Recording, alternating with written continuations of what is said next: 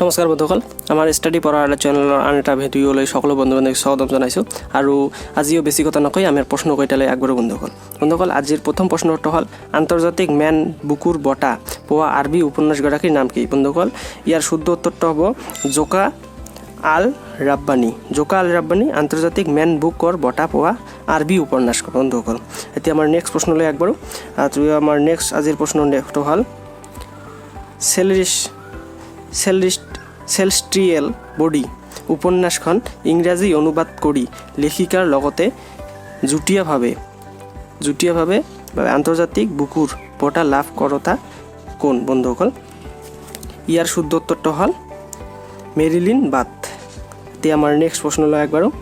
আজিৰ নেক্সট প্ৰশ্নটো হ'ল মে' মাহৰ কোনটো দিনত সন্ত্ৰাসবাদ বিৰোধী দিৱস পালন কৰা হয় বন্ধুসকল? ইয়াৰ শুদ্ধ উত্তৰটো হ'ব 21 মে'। আৰু নেক্সট আজিৰ প্ৰশ্নলৈ আগবাঢ়ো।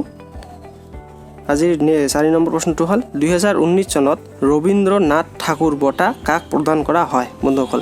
ইয়াৰ শুদ্ধটো হ'ল ৰাণা দাসগুপ্তক 2019 চনত ৰবীন্দ্ৰনাথ ঠাকুৰ বঁটা প্ৰদান কৰা হয়।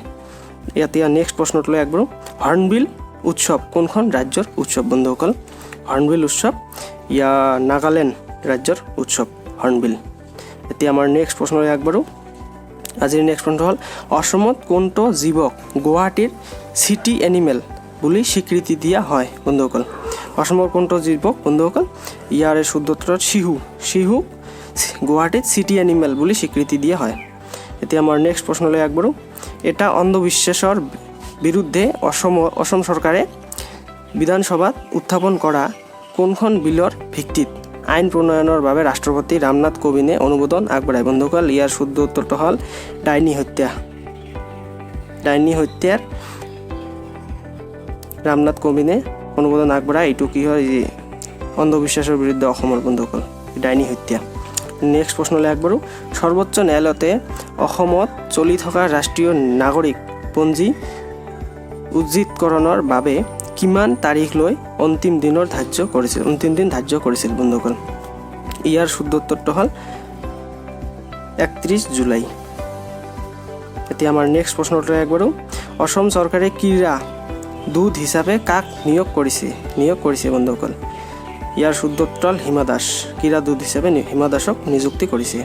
এতিয়া আমাৰ নেক্সট প্ৰশ্ন আজিৰ লাষ্ট আৰু নেক্সট প্ৰশ্নটো হ'ল বন্ধুসকল নেপালে কোনখন দেশৰ সহায়ত মহাকাশলৈ উপগ্ৰহ প্ৰেৰণ কৰিব বন্ধুসকল?